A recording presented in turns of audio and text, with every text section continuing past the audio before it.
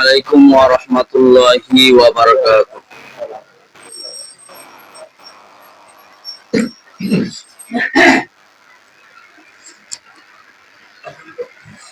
ইন্নাল হামদালিল্লাহি নাহমাদুহু ওয়া নাস্তাঈনুহু ওয়া নাস্তাগফিরুহ ওয়া নাউযু বিল্লাহি মিন শুরুরি আনফুসিনা ওয়া মিন সাইয়্যাতি আমালিনা। মান ইয়াহদিহিল্লাহু ফালা মুদিল্লা লাহু ওয়া মান ইউদ্লিলহু ফালা হাদিয়া লাহু। ونشهد أن لا إله إلا الله وحده لا شريك له ونشهد أن محمدا عبده ورسوله الذي أرسله بالحق بشيرا ونذيرا وداعيا إلى الله بإذنه وسراجا منيرا. أما بعد فقد قال الله تعالى في كلامه المجيد والفرقانه الحميد فأعوذ بالله من الشيطان الرجيم. بسم الله الرحمن الرحيم. ولو ترى إذ وقفوا على النار فقالوا يا ليتنا نرد ولا نكذب بآيات ربنا ونكون من المؤمنين. آمنت بالله. وقال الله تعالى في كلامه المجيد والفرقانه الحميد. أعوذ بالله من الشيطان الرجيم. إن الله وملائكته يصلون على النبي يا أيها الذين آمنوا صلوا عليه وسلموا تسليما. درود إبراهيم পড়ি اللهم صل على محمد وعلى آل محمد كما صليت على إبراهيم وعلى آل إبراهيم إنك حميد مجيد. اللهم بارك على محمد وعلى آل محمد كما باركت على إبراهيم وعلى آل إبراهيم إنك حميد مجيد. اللهم صل على محمد كما صليت على إبراهيم وعلى آل إبراهيم إنك حميد مجيد. اللهم بارك على محمد وعلى آل محمد كما باركت على إبراهيم وعلى آل إبراهيم إنك حميد مجيد. بلغ الأولى بكماله كشف الدجى بجماله صلوا عليه وعليه بلغ الأولى بكماله حسنة جميع خصاله صلوا عليه وعليه حمد बेहुद मर खुदाए पाके रो हमद बेहुद मर खुदाए पाके रो आके ईमा दादे मुस्ते खाके रो बलगल उला बि कमालिही हसनतु जमीउ फिसलिही सल्लु अलैहि व आलिही राहे मेरे मस्कन हवाली काबा बने मेरे मदफन दिया रे मुदीना बलगल उला बिकमालिही हसनतु जमीउ खिसालिही सल्लु अलैहि व आलिही।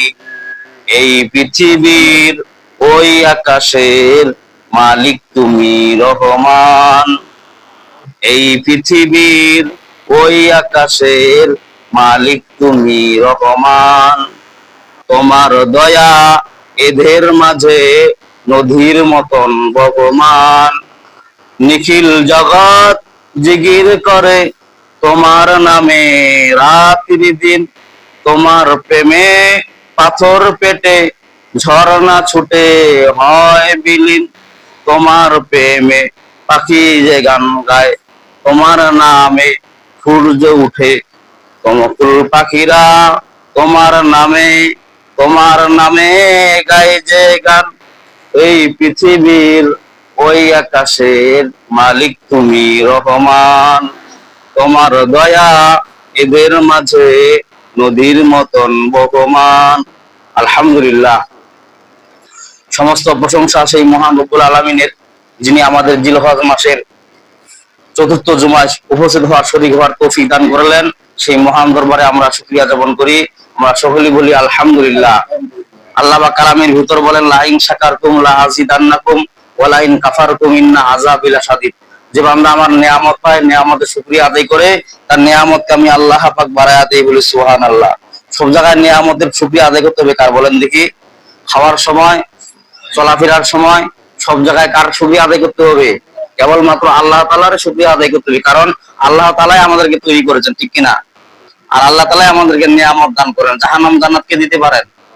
আল্লাহ দিতে পারেন। এই যে টাকা পয়সা, অর্থ সম্পদ, ধন দৌলত কে দিতে পারেন বলেন দেখি? আল্লাহ তাআলা দিতে পারে।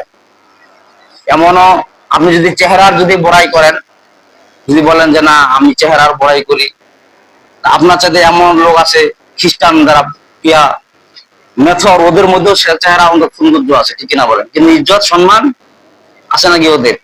যারা মেথর, যারা সুইপার, যারা পায়খানা সাফ করে, মানে পরিষ্কার ভাষায় কথা বুঝে থাকলে বলেন, ওদের মধ্যে চেহারা সৌন্দর্য লোক আছে না নাই? আপনি যদি চেহারা বড়াই করেন, তাহলে ওই লোকটা কোথায় যাবে? ঠিক কিনা বলেন? আপনার চেহারা যদি বড়াই করেন, আর যদি বলেন যে অত সম্পদের বড়াই করেন, ওদেরও যত টাকা পয়সা আছে আপনারও অতগুলো টাকা পয়সা নেই। একটা মেথর, সুইপার, ওরা যারা যে ইনকামটা করে, আপনিও অত ইনকাম করতে পারবেন, ঠিক কিনা বলেন? ওদের যে এত টাকা পয়সা, যদি টাকা পয়সা যদি বড়াই করে, আর যদি বড়াই করেন যে আমার চোখগুলো একটু বড় বড় করে আকৃতি, তাহলে আপনি ওই হাতি এবং কি ওই বাঘের, গরু, আপনার চাইতে গরুর চোখ বড় আছে। আপনি যদি বলেন যে মাথার বড়াই করি, আপনার চাইতেও গরুর মাথা বড় না? আপনি যদি বলেন যে আমার পায়ের বড়াই যদি করেন, আপনার চাইতেও গরুর পা বড়। আপনি যদি শক্তির বড়াই করেন, গরুর সাথে আপনি পারবেন না, পারবেন? আপনার ফালায় দিয়া চলে যাবে। এই জন্য সমস্ত দিকে ফারেক করে আল্লাহ তাআলা মানুষকে কেবলমাত্র শ্রেষ্ঠত্ব দান করেছেন। কেন দান করেছেন? কারণ মানুষের বিবেক, জ্ঞান আল্লাহ দান করেছেন। কারণ মানুষের জন্য জাহান্নাম জান্নাত আল্লাহ তৈরি করেছেন, বলেন না সুবহানাল্লাহ। কারণ গরু কোন প্রাণীর জন্য আল্লাহ জাহান্নাম জান্নাত তৈরি করেন। জঙ্গলের মধ্যে বসবাস করে কি বলেন দেখি? প্রাণী, প্রাণী বসবাস করে, ভাগ ভাল্লুক, জঙ্গলে যাদের মেধা নাই। মেধা বলতে কি? মানে যাদের জ্ঞান নাই, বুঝ জ্ঞান নাই। আর এমন জায়গায় আল্লাহ আমাদের বসবাস করার জন্য দিলেন, যে জায়গায় একজন আরেকজনের সাহায্য আছে, বলেন না সুবহানাল্লাহ। আর ওই জায়গায় কারো সাহায্য আছে জঙ্গলের মধ্যে? একজন আরেকজনের জন্য কেউ সাহায্য করতে পারে না। পারলে আরো হিংস্র প্রাণী, একটা প্রাণী আরেকটা প্রাণী খাওয়ার জন্য ধান্দায় থাকে, ঠিক কিনা বলে? এখন আপনার আচরণ যদি বলা হয়, যে মুফাসসির ব্যাখ্যা লিখছে যে আপনার আচরণ যদি ওই পশুর মতো যদি হয়, তাহলে এক মানুষ আরেক মানুষের খাওয়ার জন্য ধান্দায় থাকে। জঙ্গলের মধ্যে পশু প্রাণী বসবাস করে, মানুষ কিন্তু জঙ্গলে বসবাস করতে পারবে নাকি বলেন? পারবে না।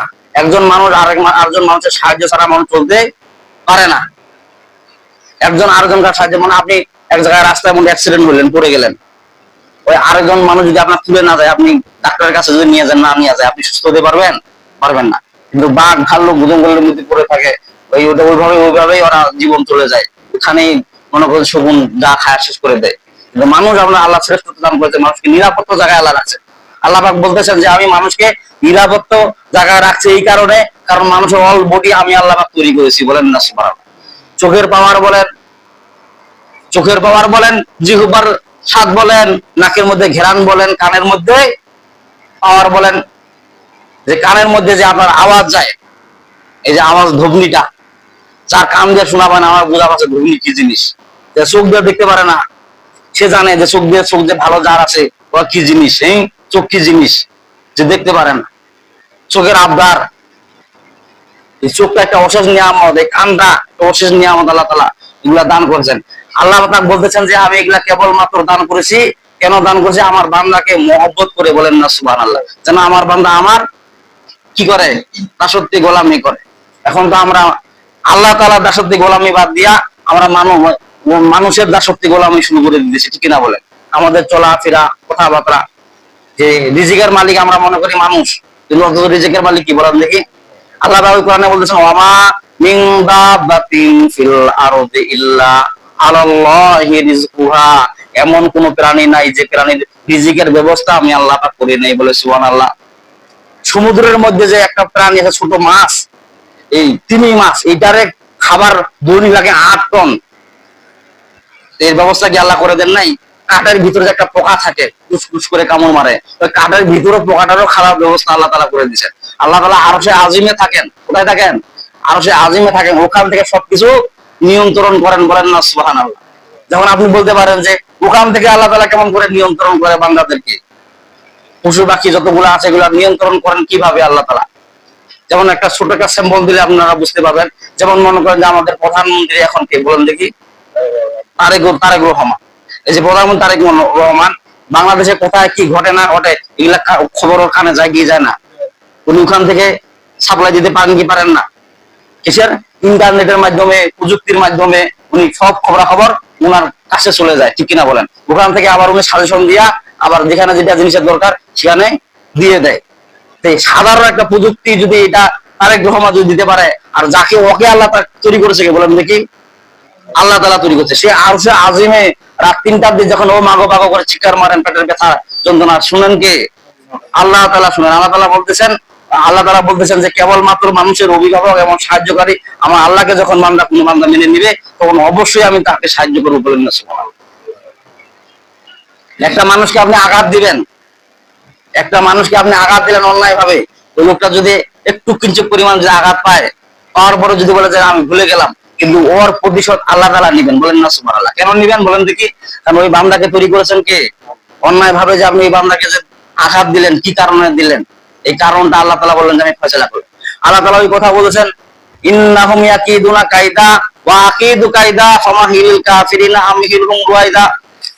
মানুষ চালাকি করে, মানুষের টাকা অর্থ সম্পদ হওয়ার পরে মানুষ কি করে?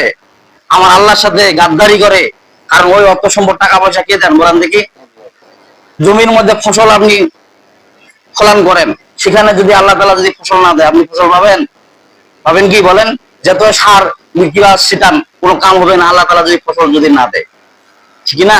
একজন দেখেন আলুর মধ্যে যে এই যে আকাশে যে মেঘ বৃষ্টি যে দিচ্ছেন, এই মেঘ বৃষ্টির মধ্যে যদি কোনো ফসল যদি আল্লাহ তাআলা পচাই দেন, কিছু করতে পারবেন? আল্লাহকে যা তীর মারতে পারবেন? ওই নমরুদের মতো। ওই যে নমরুদ নাকি বলে আকাশের মধ্যে ওই তীর মারছে, কেমন করে? মানে আল্লাহকে মারার জন্য। নমরুদ আল্লাহকে মারার জন্য আকাশের মধ্যে তীর মারছে, কেমন করে?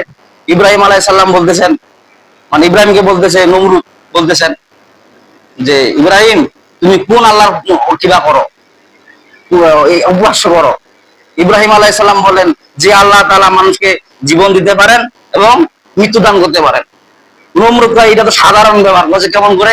দুইটা লোককে নিয়ে আসলেন, দুইটা লোককে নিয়ে আসার পরে একটা লোক মারে ফেলাইলেন, আরেকটা লোক ছাড়ে দিলেন। এই দেখো জীবনদাতা তো আমি, মৃত্যুদাতা আমি। কাজে কেমন করে? জীবিত একটা লোককে ছাড়ে দিয়ে দিলাম, আর মৃত্যুদাতা এমন বাট্টা মার্কা লোক আছে না নাই বলেন দেখি?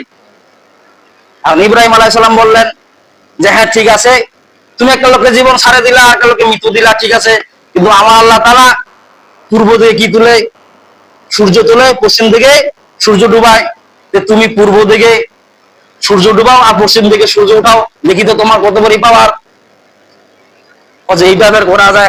আকাশের খবর রাখিয়া পারি না, জমিনের খবর রাখিয়া পারি। তার মানে কি তোমার আল্লাহকে আমি তীর নিক্ষেপ করে মারে ফেলাবো?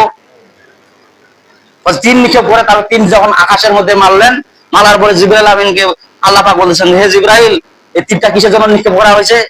বলে যে আল্লাহ এটা আপনাকে মারার জন্য নিক্ষেপ করা হয়েছে। বলে কে মারবে? বলে নমরুদ। বলে নমরুদকে তৈরি করেছে কে? বলে আল্লাহ আপনি তৈরি করেছেন।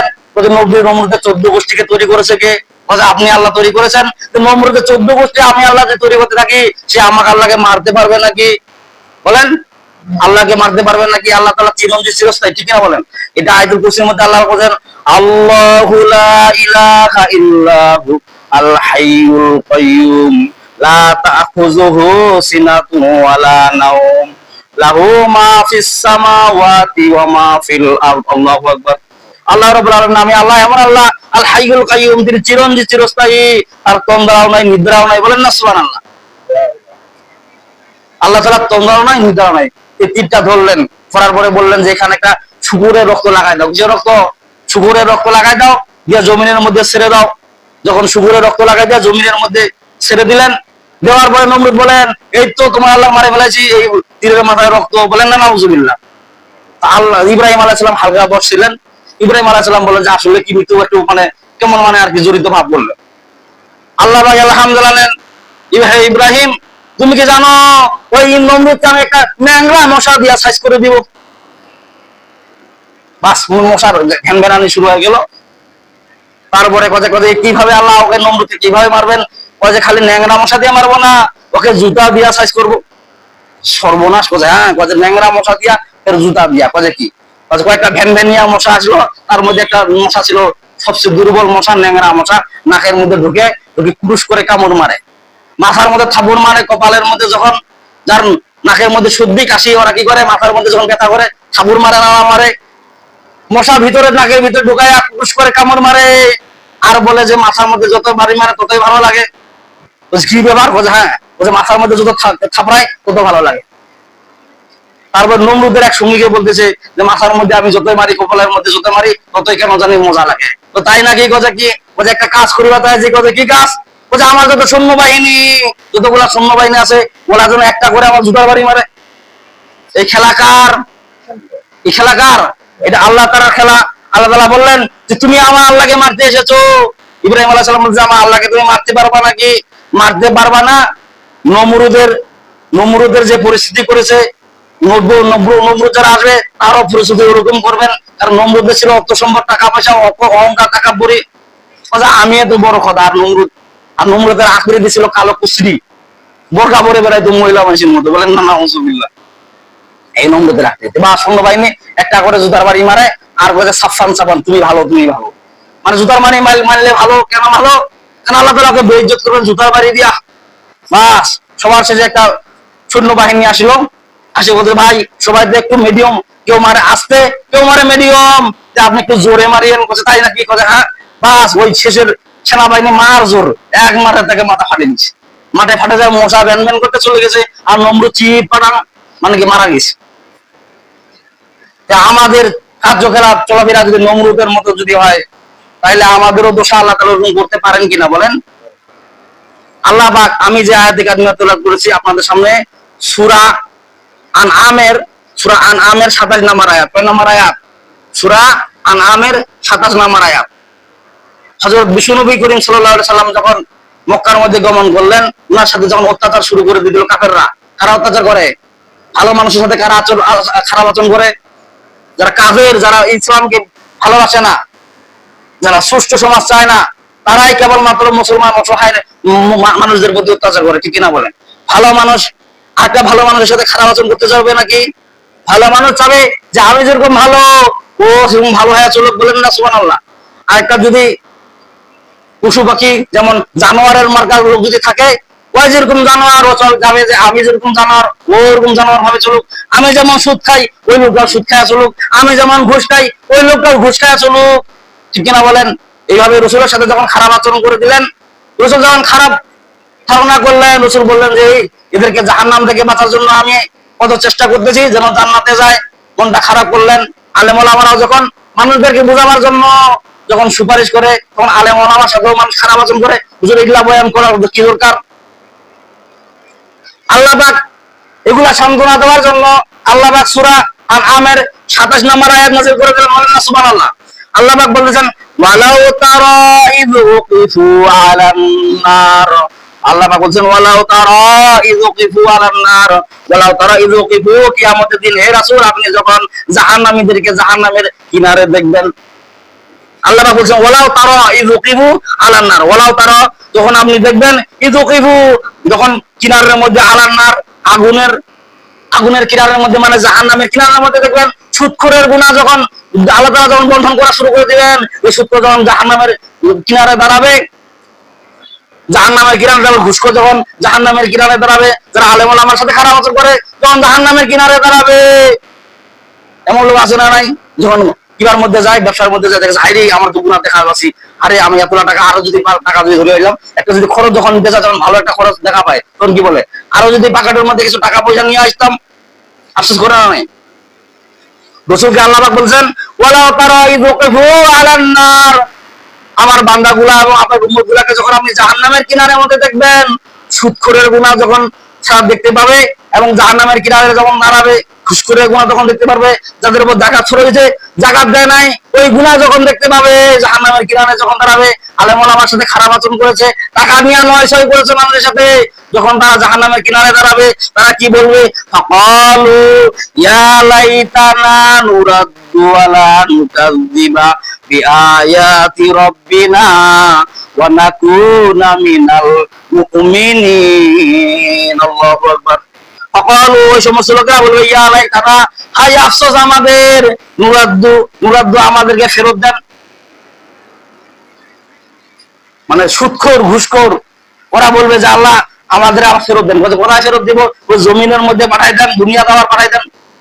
আমরা আর সুদ ঘুষ, আলেম ওলামার সাথে খারাপ আচরণ, ভালো কাজ করে চলবো, খালি যত রকমের ভালো কাজ আছে, ইমানদারি কাজ আছে, সবগুলা এগুলা আমরা করে বেড়াবো। এরা বলবে ফাকালু, তারা বলবে ইয়া লাইতানা, হায় আফসোস আমাদের, নুরাদ্দু আমাদেরকে আপনি আবার ফেরত পাঠান।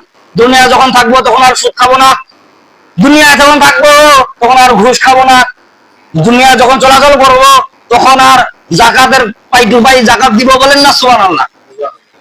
গরিব মানুষের সাথে খারাপ আচরণ করবো না। হে আল্লাহ আপনি আমাদেরকে আবার দুনিয়া পাঠান। হে রাসূল, আপনি দেখতে পাবেন কিয়ামতের দিন, আলেম ওলামারাও দেখতে পাবে, সমস্ত লোকেরাই দেখতে পারবে, বলেন না সুবহানাল্লাহ।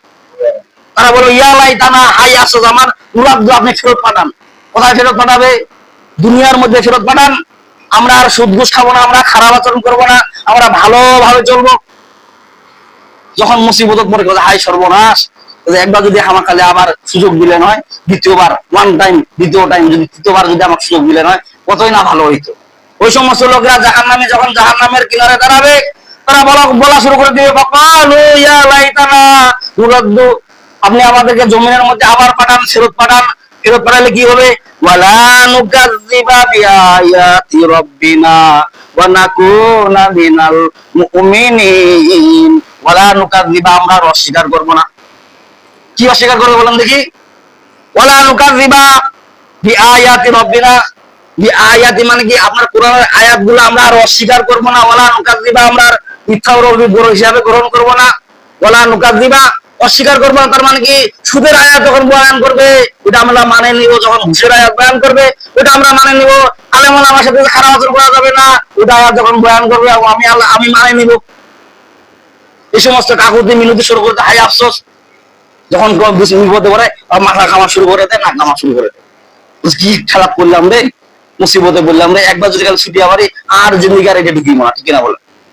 ওই যে ট্রান্সফার পাচার করে দেয় না, নারী পাচার, নাবালক পাচার, এগুলা পাচার করে দেয়, নারী পাচার করে দেয়, কত লাখ টাকা যেন ঘুষ দেয়, দিয়া আনে কত বিদেশে কোথায় বলো চাকরি নিবে, ইয়ে আনে নারী পাচার করে দিয়া খারাপ জায়গায় ঢুকে দেয়, ঠিক কিনা বলে? আর ওই তখন আফসোস করে, হাই সর্বনাশ, একবার যদি থেকে ছুটি আবারই যাওয়া পারি, দ্বিতীয়বার এখানে আর। ওই সমস্ত লোকেরা বলা শুরু করে দেবে ফাকালু ইয়া লাইতানা নুরাদ্দু ওয়ালা নুকাযযিবা বিআয়াতি রাব্বিনা ওয়া নাকুনা মিনাল মুমিনিন। আল্লাহু আকবার। ফাকালু, কেন আল্লাহ বহু বচন ব্যবহার করলেন? ফাকালু, আল্লাহ বহু বচন ব্যবহার করেন। ওই সমস্ত লোকেরা, তার মানে কি? এখানে সুদখোর থাকতে পারে, ঘুষখোর থাকতে পারে, বেনামাজিও থাকতে পারে, ঠিক কিনা বলেন?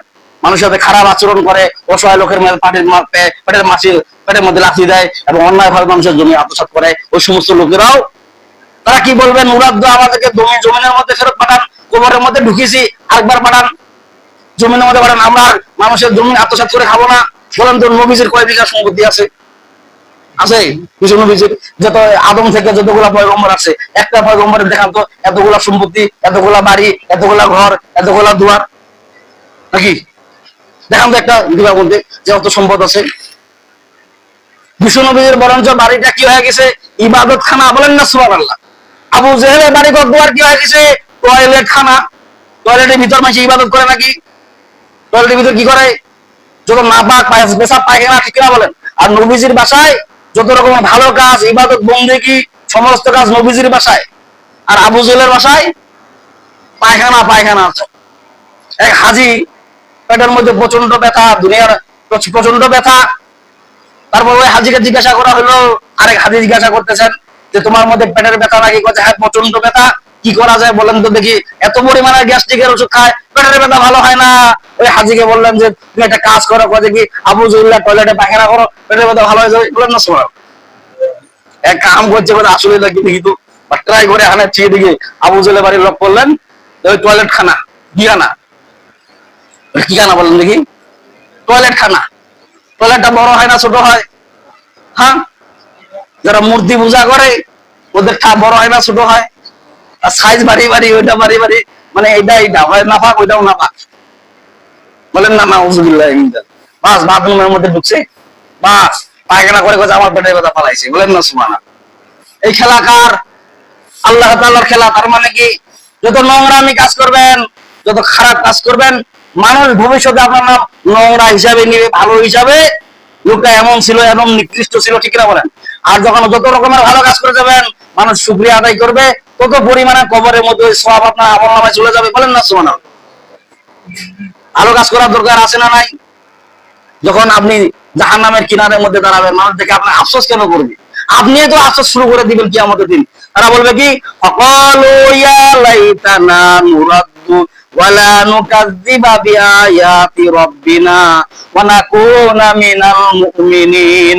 ফাকালু, তাহারা বলবে, ওই সমস্ত লোকেরা বলবে যারা সুদখোর, ঘুষখোর, অন্যায় ভাবে মানুষের সাথে খারাপ আচরণ করে, মানুষের গরিব দুঃখীর পেটে লাথি মারে, তারা বলবে নুরাদ্দু, আমাদেরকে ফেরত পাঠান, ওয়ালা নুকাযযিবা, আমরা আর অস্বীকার করব না, বিআয়াতি, তার মানে কি, আপনার আয়াতগুলা, কোরআনের আয়াতগুলা, কোরআনের কথাগুলা আমরা অস্বীকার করব না, রব্বিনা, হে আমাদের রব, ওয়া নাকুনা মিনাল মুমিনিন, আর আমরা মুমিনদের অন্তর্ভুক্ত হয়ে যাব। বলেন না সুবহানাল্লাহ। মুসিবতে পড়ে যখন যাবে, তখন কি করবে? আফসোস। আর ফেরেশতারা তাকে বলবে, এই বেটা, তুই তো জমিতে একবার পাঠাইছিলে, দুনিয়া তো একবার পাঠাইছে, আবার যাবার চাইছিস কেন? একবার তো পাঠাইছিল, খারাপ কাজ করে আসছি, এবার ভালো কাজ করে যাবো, দরবেশ সাজিব নাকি? হ্যাঁ, দরবেশের চাইতে বড় দরবেশ সাজিব। মানে একবার আল্লাহ পাক বলবেন যে না, এরা বারবার যদি আমি, যারা অন্যায়কারী, যারা জাহান্নামকারী, তাদেরকে যদি আমি বারবার যদি সুযোগ দিই, তারা বারবার অন্যায় করবে। যারা খারাপ লোক, আচ্ছা বলেন তো, কয়লা যদি 1000 বার যদি পানি দিয়া যদি ধন, কাম হবে? লাস্টে আসলে কয়লায় শেষ হয়ে যাবে। তাও কয়লার ময়লা যদি বলেন যে না, আমি একটা উন্নত মানের সাবান দিয়ে আনে, কয়লা ঘষে ঘষে কয়লাটা পরিষ্কার করবো, ওই সাবানটাকে আপনার ময়লা করে দিবে। কয়লার কাম হলো ময়লা করে দেওয়া। একটা পচা আমের মধ্যে, একটা পচা কদুর মধ্যে যদি একটা ভালো কদু থাকে, তাহলে কদুটা কি নিরাপদ থাকিয়া পারে নাকি? বলেন। তো কদুটাকে মানে পচা বানায় দিয়ে দিবে, কারণ ও বলতেছে আমি পচা, তোকে আমি ভালো থাকবো নাকি, তোকেও পচা বানায় দিব। যারা ঘুষখোর, সুদখোর, ওদের সাথে চলাফেরা করবেন, একমাত্র ওদের চলাফেরা করতে হতে আপনিও এক পর্যায়ে সুদখোর আর ঘুষখোর হয়ে যাবেন, যতই আপনি মাথা টিভি দেওয়া করেন আর ইমানদারি কথাবার্তা বলে বেড়ান, ঠিক কিনা বলেন? হ্যাঁ, যদি আপনার ইমানের পাওয়ার যদি থাকে, আপনার যদি আল্লাহর প্রতি যদি মহব্বত থাকে, এক পর্যায়ে আপনি কি করবেন? ওই লোকটাকে ভালো বানার চেষ্টা করবেন, ঠিক কিনা বলেন? ওই লোকটা যদি ভালো হইলো হইলো, না হইলো আপনি ওর মতো গেল। আর কিয়ামতের দিন আল্লাহ পাক বলা হয়েছে, রাসূল সাল্লাল্লাহু আলাইহি ওয়াসাল্লাম বলেছেন, যার সাথে যার চলাফেরা হবে কিয়ামতের দিন আমি তাকে তার সাথে দাঁড় করাবো। আপনি যখন জান্নাতে যেতে যখন রওনা দিয়ে দিবেন, ওই জাহান্নামী সুদখোর আপনাকে ডাকাবে, বুঝায় কি ভাই, দুনিয়ার মধ্যে একই সাথে চলাফেরা করেছি, আপনি আমার চেয়ারে ব্রেক খেলো, হ্যাঁ, ব্রেক ব্রেক না দিয়ে ব্রেক খেল করে আনে, আপনি জান্নাতে যান, বলে কি তুই থাকেন জাহান্নাম, তুই থেকে জান্নাত, দুইজনে একসাথে। বলে না, নাউজুবিল্লাহ। এই জন্য আমরা জমিনের মধ্যে যখন চলাফেরা করবো, সুদখোর, ঘুষখোর, ওদের সাথে আমরা চলাফেরা ভালো বুঝাবো লোকটাকে যে ভাই, সুদ খাওয়া যাবে না, ঘুষ খাওয়া যাবে না। আর কিয়ামতের দিন জাহান্নামের যে শাস্তি, তৃপ্ত শাস্তি, এই যে দেখেন, সূর্যটা 9,30,00,000 মাইল উপরে আসে, যখন তাপ দেওয়া সৃষ্টি করে, তখন কি হয়? শরীরের মধ্যে কাপড় রাখাই যায় না, এত পরিমাণে মনে হয় ঘুষে হয়ে যাওয়া, ঠিক কিনা বলেন? কিয়ামতের দিন 100 মাথার উপরে সূর্য থাকবে, ওখান থেকে তাপ দেওয়া শুরু করে দিলে খুবই মনে আরাম, ভালো লাগবে নাকি?